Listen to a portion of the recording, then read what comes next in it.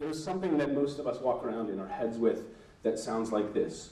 Jews don't blank like they used to. I will now fill in some of the blanks I heard today. Look, sound, congregate, act, pray, advocate, learn, speak, raise kids, age, work, dress, marry, partner, live, vote, age, follow predictable patterns of, gender, race, class, sexuality, family, history, ritual. Jews don't come from the places you might think they should, and Jews don't stay in the same place that you think they ought to.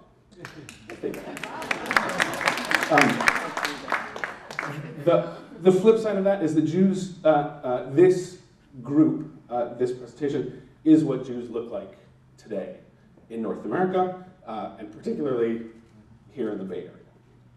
And like Mark Dollinger said, it's really dangerous to follow Mark Dollinger because he's so smart and always correct. The future of the Jewish people is in the West, and it is moving east. We are a motley crew. My favorite example of this is my friend's family. She's a rabbi. They live in Texas. They have 3 adopted daughters. One is Anglo-American, one is Ethiopian, one is Chinese, who they're all raising as Jews. And the weirdest part of that whole, or the most unusual part of that whole family structure is that her husband is a Republican.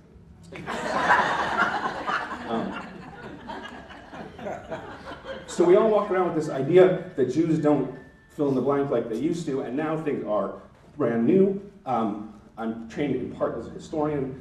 I don't know if Jews ever did any of those things in the way we imagine that they once did those things. I'm not sure Jews ever looked or sounded or congregated or aged or had sex or prayed or advocated in the ways that we imagined they used to.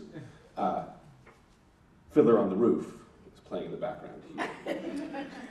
That is to say, our community is really, really new and different in many ways, and it's really, really the same in many ways. I think everybody was making it up as they went along. Yiddish-speaking immigrant Jews who arrived in New York or Galveston around the turn of the 20th century didn't know what they were doing. And they arrived not knowing what they were doing. And it was really weird to think that one could be an American Jew. This was like unheard of, that these were 2 categories. Who said it? I think, I have to go back to my notes. Abby said, it would be a ludicrous question, right? Are my kids Chinese or Jewish? The idea that one could be an American Jew seemed like a ludicrous question, a ludicrous formation, something that we all take in its various configurations more or less for granted. Now I'm going to move from the obvious to the less obvious. Some interesting omissions, I think, largely from our conversation. Not entirely, but in large measure. And they're, in some ways, the holy trinity of contemporary Jewish life, although there's 4 of them. Israel, the Holocaust, anti-Semitism, and God.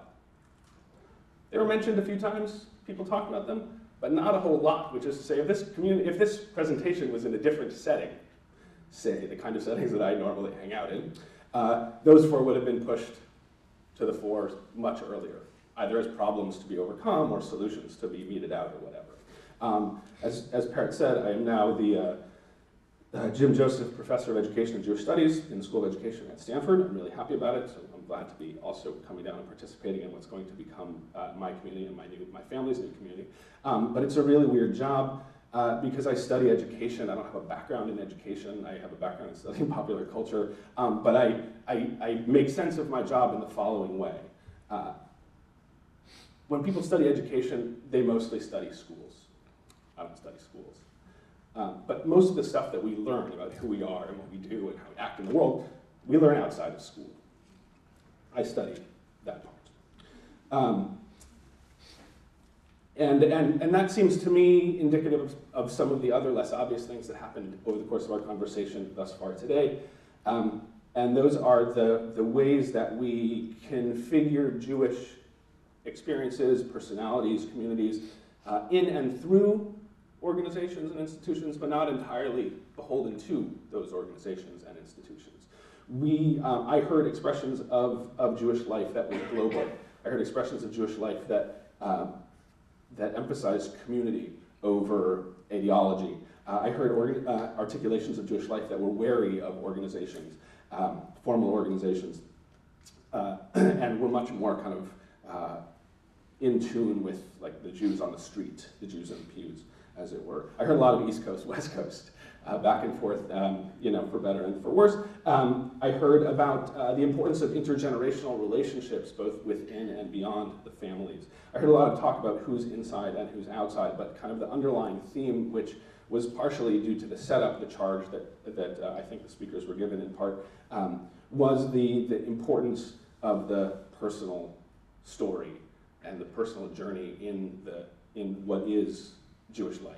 I mean, everybody kind of lives Jewish life primarily on those terms. And we make them up as we go along, but they're not entirely of our making, to quote that great Jew, Karl Marx. So those were some of the things I heard, and keeping with the theme of the day, where are we heading?